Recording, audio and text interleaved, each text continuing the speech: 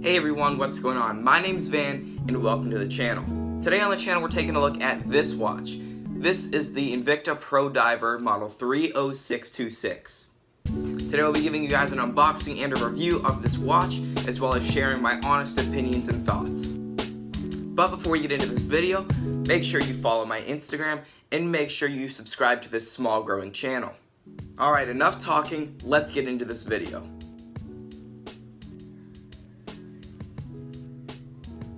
Okay, so I ordered this watch from jomashop.com. They have a bunch of awesome watches. They have Rolex, Cartier, Omega, all the big watch brands for cheap prices.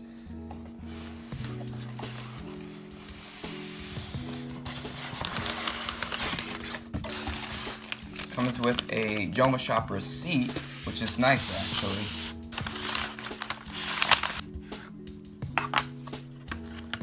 I love how Invicta packages their watches. They always package their watches so nicely in their bright yellow Invicta boxes with the nice little zigzag pattern on top.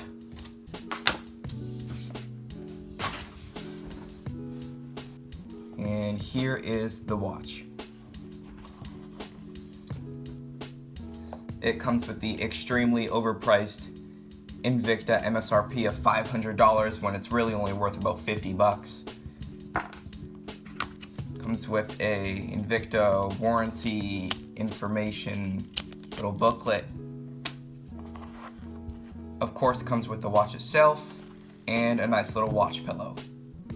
We have a date at the 3 o'clock position, and the dial actually does mention it is 100 meters waterproof. Most of the time Invictas are actually 200 meters waterproof. I don't know why they decided to make this one 100. It does have a screw down crown. Now, I do believe this is supposed to homage the new Rolex Rootbeer GMT watch, which I'll put on the side right here. You can tell the difference for yourself. Except the only difference with this one is on the bezel, we don't have 24-hour time, we just have the regular standard 12-hour time. We have a 120-click rotatable bezel.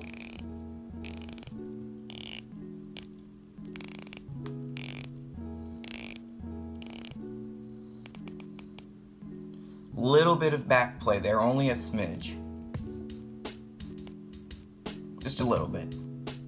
The bezel is two-tone. The bottom half is a bronzish maroon brown. It's a nice brown, I like it. And the top half is just a regular black. The top of the lugs on this watch are brushed. The sides are polished. We have a nice little Invicta logo on the other side of this watch. Again, polished. The only problem I have with the case on this watch is that the lugs kind of have brushed metal to the sides and the lug covers are brushed down, so it doesn't exactly match up as well as I would like it to, but other than that, I really love this watch. Onto the bracelet of this watch, we have a Jubilee style bracelet. However, it doesn't slim down like other Jubilees I've seen. It is 22 millimeters and it does not slim down at all. It is 22 millimeters all the way across this watch, which on one hand I like because it gives it a more industrial look, but on one hand I'm really used to all my Jubilee bracelets slimming down from 20 millimeters to a 15 millimeter clasp. Speaking of the clasp, onto the clasp of this watch, it has the Invicta branding. This is the classic Invicta clasp. Has that nice clicking sound when you put it down. Stainless steel clasp. There it is. That's the beautiful Invicta clasp sound. We have 4 micro adjustment holes on this watch so you can make it to the perfect fit.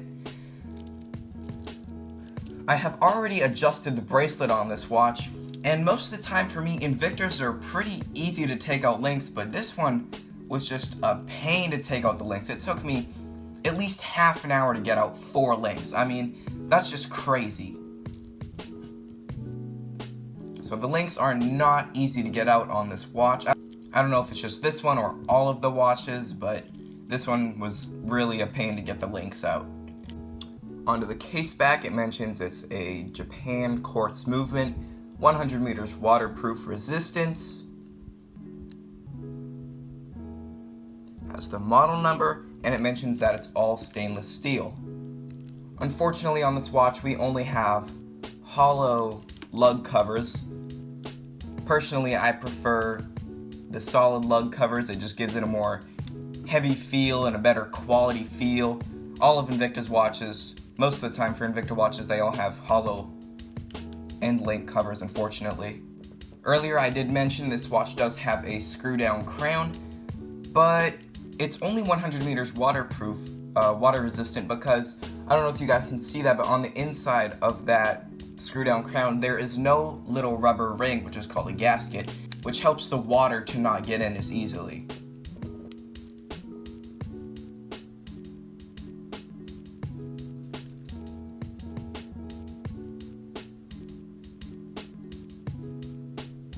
There is no quick set date on this watch, it only goes one way.